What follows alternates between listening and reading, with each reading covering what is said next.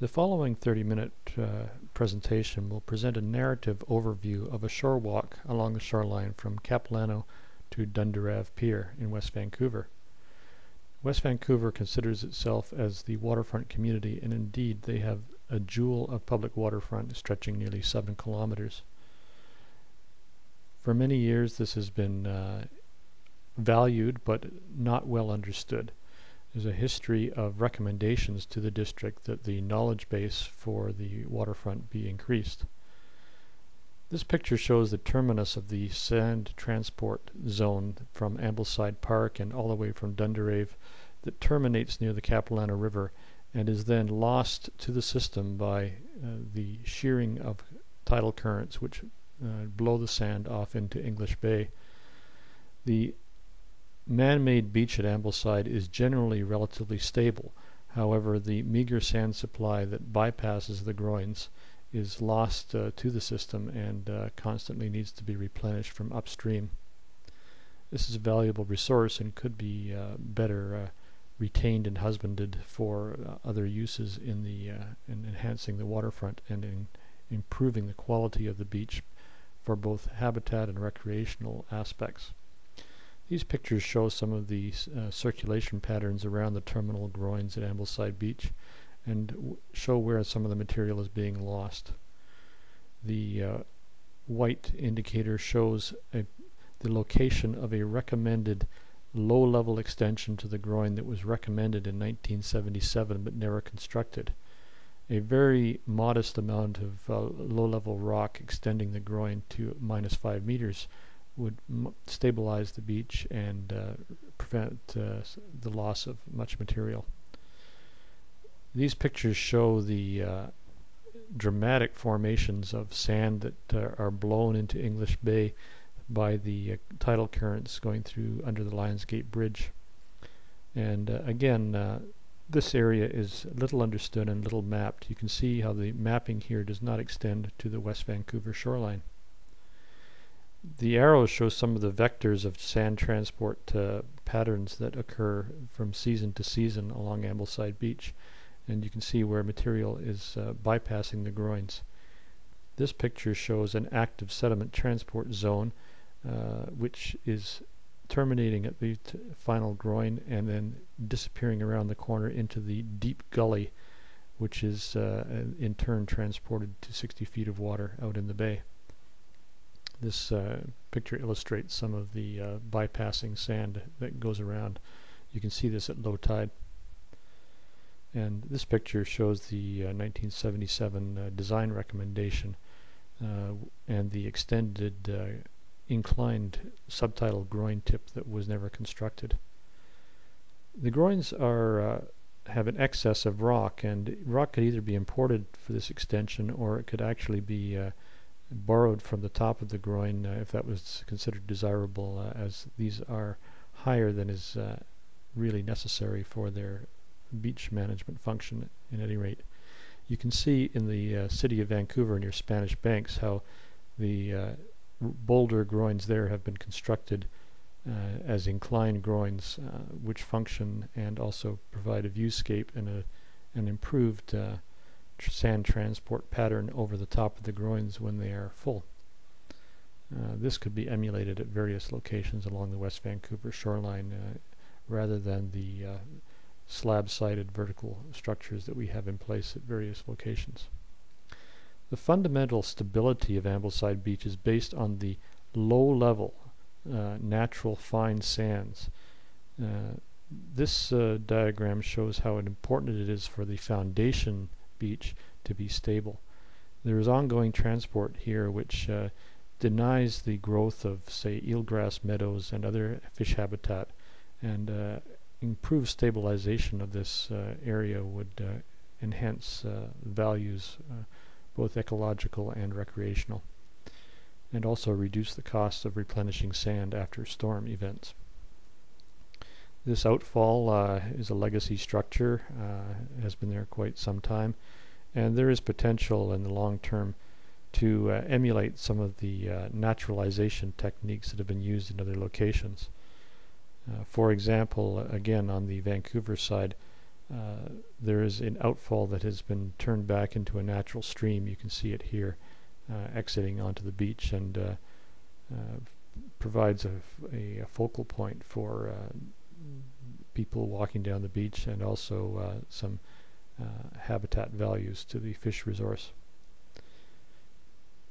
Here's a picture from about 1975, after the beach was replenished with dredged sand.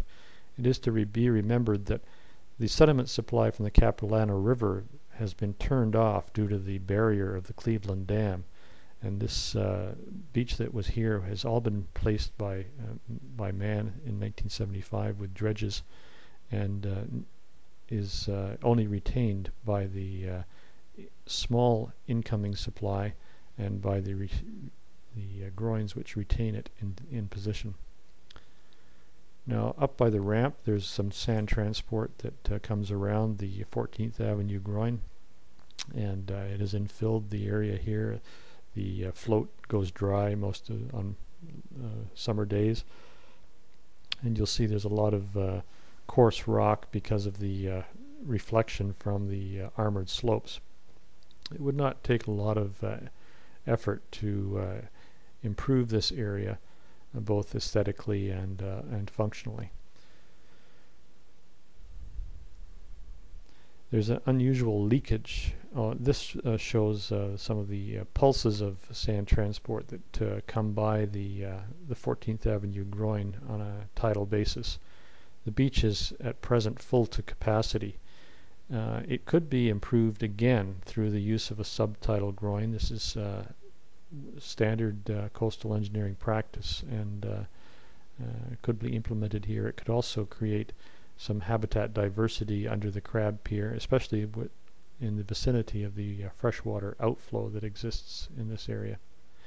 These aerial photos show some of the degradation and erosion of the foreshore in this vicinity.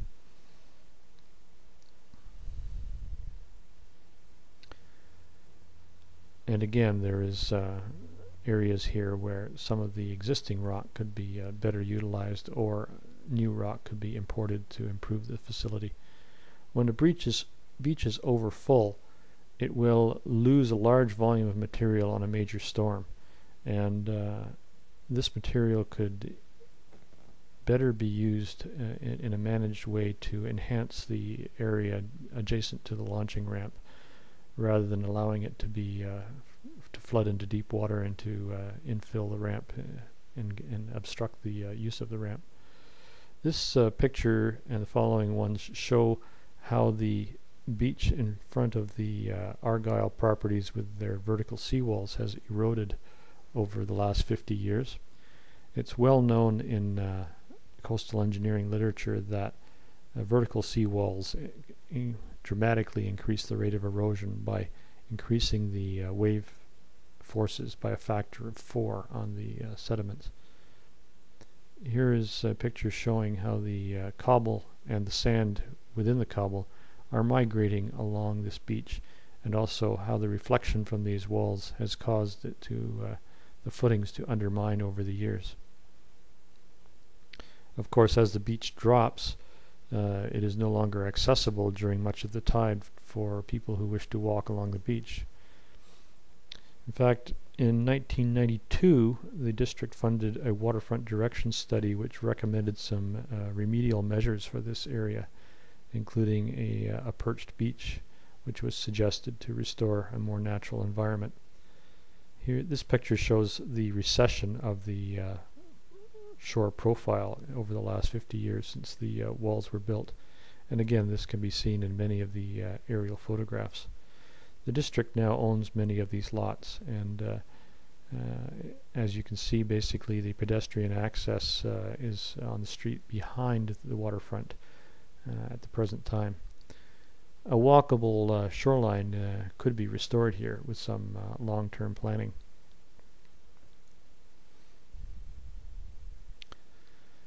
Many of the wood debris features also interfere or complement the shoreline processes, and things like this stump basically serve as anchor points to keep some of the beach profile in place.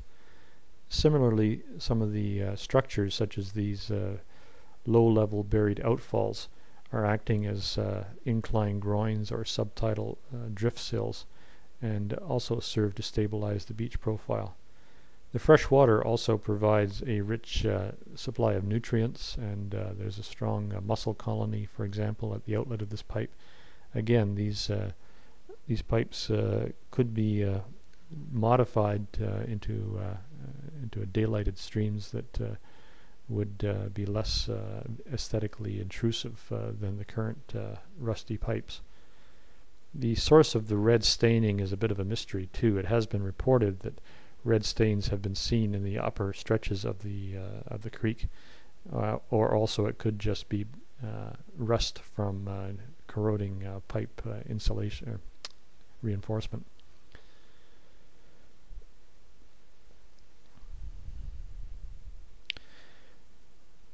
Now, moving along past the park at 15th towards Dundarave Pier, this shore profile here has a very steep drop off to deep water, about 60 feet of water at about 25 or 30 feet off the tip of the pier. Now, what this means is that during a storm event, the beach that is accumulated on the westerly or the updrift side can potentially be eroded right over the edge of this drop-off and lost to the downstream beach system.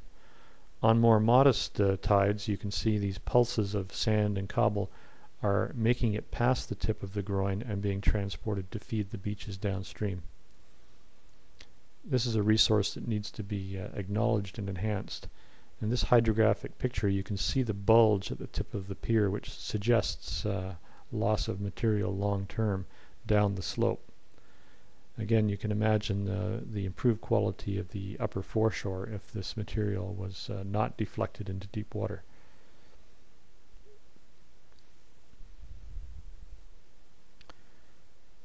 Fortunately, the degraded state of the existing pier does allow leakage through the pilings and through the rock debris during storm events. And this is a beneficial situation. And again, in some of the aerial photographs, you can actually see the plume of sand which comes through these holes and feeds the beaches downstream. So in any future changes to this area, this mechanism needs to be acknowledged.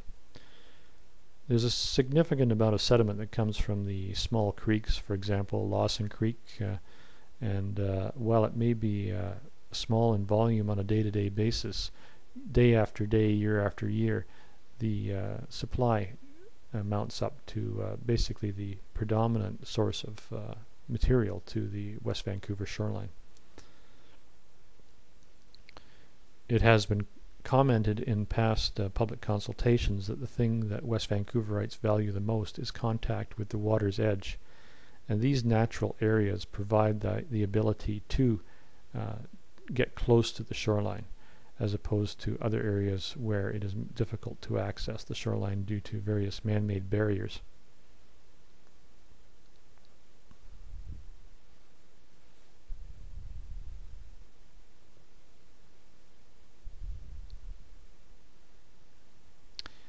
The degree of sand and cobble along this beach just south of Dundarave Pier varies significantly season to season and year to year. And here again is a picture showing the sediment supply that's coming down Lawson Creek. The same thing occurs at the McDonald Creeks and also further up at Dundarave at Mar Creek. This can also be seen in the aerial photographs. And here, just downstream of the McDonald box culvert, there is a very active transport zone along this seawall. You can see the material basically gets rocketed along this section, so it always stays bony, and there's quite a bit of reflection up onto the seawalk from time to time. This is a picture showing how it's been treated in Stanley Park to mediate these effects, and this could also be considered for this section of shoreline.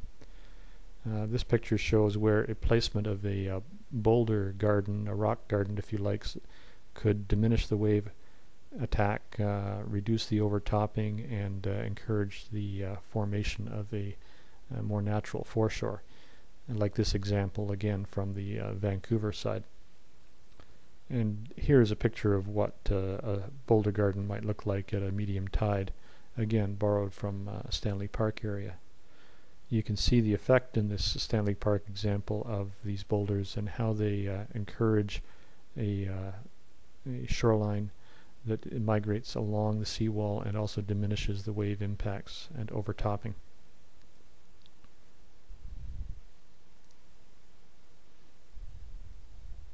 It also improves the access to the water's edge, one may say, as in this example here, where there's some usable shoreline in fronting the seawall, which people like to go down and access.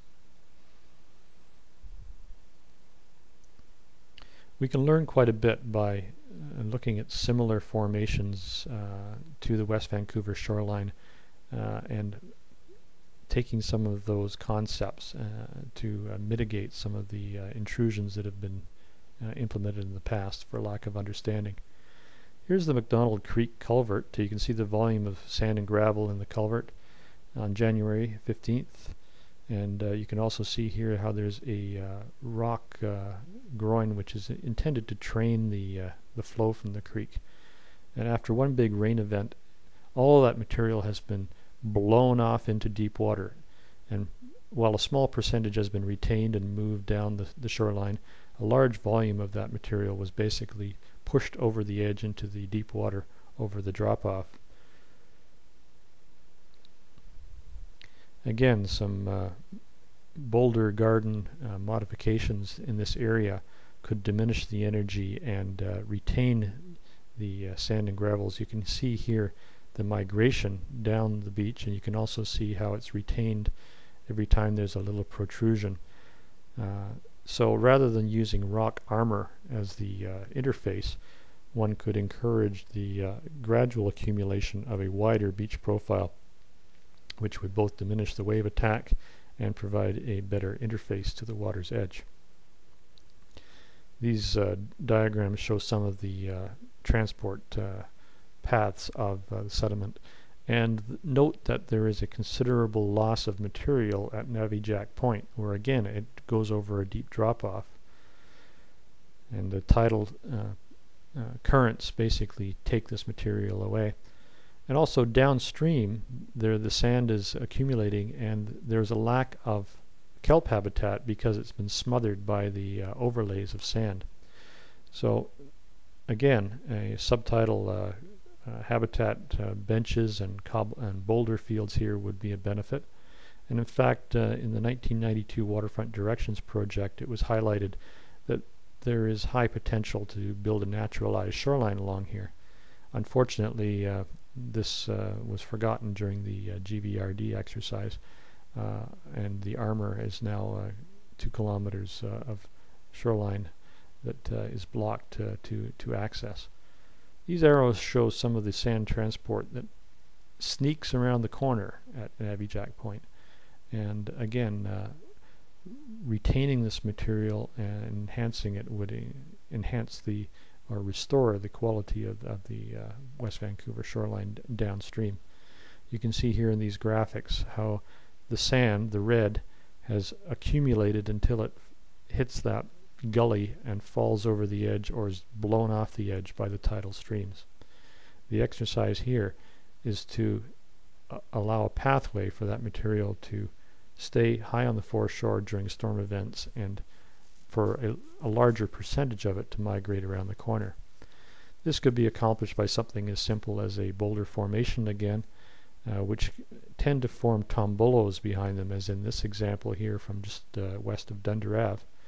The large boulder has defined the shoreline upstream to a high degree.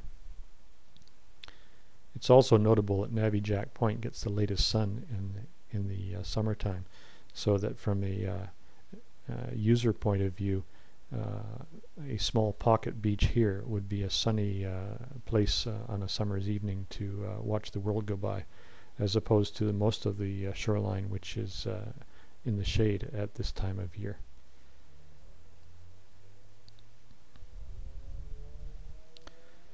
These pictures just denote what would happen with some minor rearrangement of boulders along the shoreline, or placement of boulders, and how it would potentially broaden and flatten the beach profile, causing reduced wave run-up during storm events, and some more increased habitat diversity, with the chance to plant some dune grasses at the top end, and perhaps kelp fields in the subtidal area. These are all possibilities that can readily be explored and developed, and it's suggested that some very small low-key pilot projects could be implemented to demonstrate the validity and the benefit of this approach. Here again are some examples from the Vancouver side showing how a boulder cluster near to the shoreline can direct pathways of sand, as might be done at Navijack Point. You can see here some pictures from low tide at Navijack of the richness of the habitat, the tidal pools, the starfish, the variety of life, compared to further along where it's eroding, and basically you are limited to a fairly uniform cobble and armor environment. Some habitat beach logs have been cabled to the shoreline along here, and while not a bad concept, this could probably be improved upon in the future. It's also notable that the cobble, it looks like a cobble beach, but if you remove a few cobbles with your hands, you'll find that it's largely a sand beach underneath. What this implies is that every time there's a major wave event, the sand is pumping out of the cobble and moving. So this beach profile is gradually recessing over time. Is there a way to slow this recession or to mitigate it? There are possibilities, but first of all we need to know how fast it is receding at the present time. There are no good surveys other than historic photographs which show this rate of recession.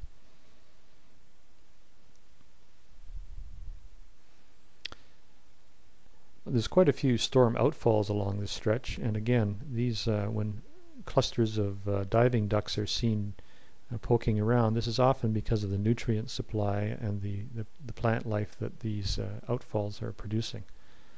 This could be recognized and enhanced.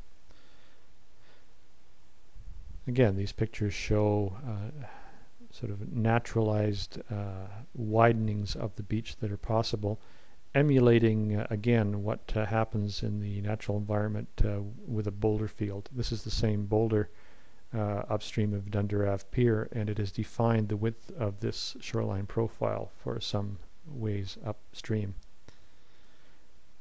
Again, some edited photographs which suggest these modifications.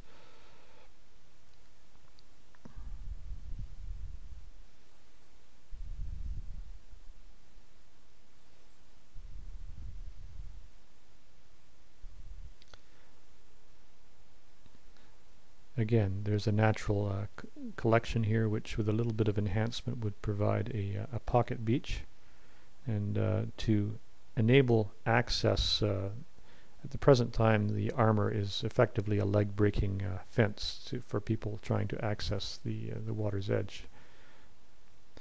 It is also a 2-kilometer strip where any vessel such as a kayak in difficulty is at risk, because there is essentially no break in the man-made waterfront and no place to land.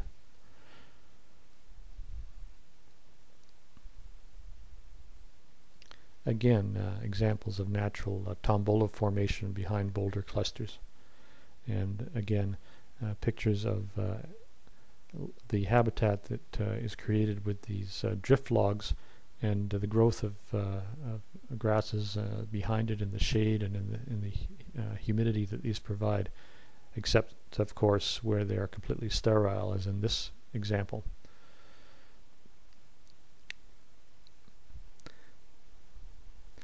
This area of the seawall has obviously got a lot of debris that has been placed there over time, and there's no reason why more aesthetic rocks could not be used rather than old concrete stairs and the like. Now the seawall is actually below the highest water levels that can occur at present with storm surge. So it will always be subject to damage. This sign up on Cypress Mountain talks about global warming and what the effects will be on Vancouver's seawalks. This damage will be recurring, and it will get worse as sea levels rise. So do we address this in the long run, and recognize that it's going to happen? For example, some of these impact damages to the shoreline, should we consider some kind of a buffer, such as large boulders in some areas, or perhaps natural drift logs which have accumulated, such as this one, could be cinched down to provide a buffer for floating debris during storm events? The other way to diminish the impact on the shoreline along here is to cause the waves to break further out. And the way this is done is by, again, providing a shallow bar just offshore of the beach. It has been suggested that the rock from the Sea to Sky Highway could provide such a function by being deposited subtidally just offshore. Or some material could be deposited in the intertidal zone as shown here. All of this would diminish the energy of the waves and improve the shoreline and reduce the erosion and the mobility. You can see that kelp in this area is quite unstable. Kelp is a very rich habitat, but it is attaching itself to rocks that are too small, and therefore it tears loose during storm events. Again, larger boulders that would not be torn loose would provide a stable substrate for the growth of kelp forests and would diminish wave energy through the natural wave-breaking action of kelp fields. These pictures show some of the damage that occurred during a major storm a couple of years ago, and there's a spreadsheet that follows listing the costs of the damages at that time in the order of about $250,000, and this is likely to occur repeatedly again. This is a picture showing the sediment coming down Mar Creek, which discharges right by the Dundarave Pier through a pipe and moves along the beach and accumulates here and there into mini beaches, pocket beaches if you like. And here is a supply that came down after a major storm event and accumulated and immediately began to move down along the wall in a fairly brisk manner because of the high energy and the reflection. Again, there are measures that can be taken to reduce the impacts of these seawalls, both offshore boulder fields and also work immediately adjacent to the wall, such as has been done in some areas along the Stanley Park waterfront, which I think there are some slides that will show up in a minute to illustrate some of these diverse options. Again, if it's said that there's not much sediment that comes down these creeks, this does not appear to be the case. This is all of that sediment came down in one rainfall event. Very large volumes, many truckloads of sediment came down the creek. And this has been increasing as the upper watersheds have been developed, and they become flashier and more intense as the stormwater runs off of harder surfaces than in the past. The inclined groin constructed of lock blocks here is a sloped groin, inclined groin, which is well designed, and it does retain a fairly stable sand beach right next to the pier.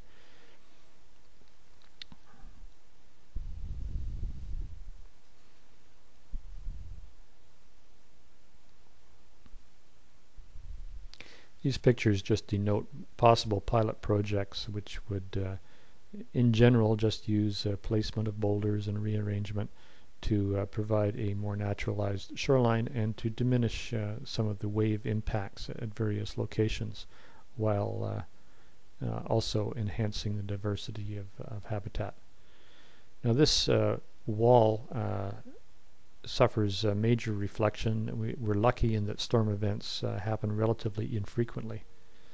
You can see at Stanley Park they had some of the same issues, and over time they eliminated the overtopping of the wall by placing some of these features. Here they have boulders with plantings behind in one area, and further along they've created an actual sort of mini embayment area, which overtops at high tide, and at low tide performs a dry sandy beach where people actually can sunbathe in the summertime. Again, some examples from the Stanley Park waterfront of how the placement of offshore boulders encourages the foreshore, a flatter foreshore, even in spite of the vertical walls. You can see here that with a 2-meter wave on a high water level, there's not a lot of joy along these seawalls. The same thing at Stanley Park, the waves would break offshore, and the wave energy would be diminished by the time it got to the seawall.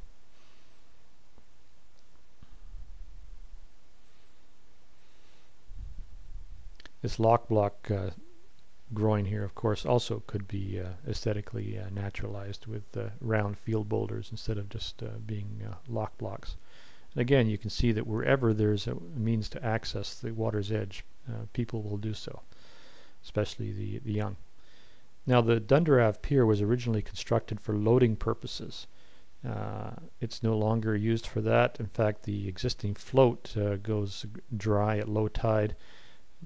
If it was desired, it would be readily straightforward to install a summer float into deep water here to restore access for deeper draft vessels that might choose to visit the shoreline. Also, the beach upstream of the groin. Now, the rock placement in the front of the pier has eliminated its function as a pier. The beach is overfull, and as it spills around the end of the groin, it's lost to deep water and also creates a very steep plunge point on the beach, so that a bather at low tide basically experiences a sudden drop-off. In the past, the pier did not connect with the shoreline, and you can see here that the transport made it past the pier and carried on along the beach. This is no longer the case. So there is an argument to, from time to time, actually transport some of that material over the barrier to the other side. Again, here's a sequence of aerial photos over time that show the gradual degradation of the shoreline downstream of the groin.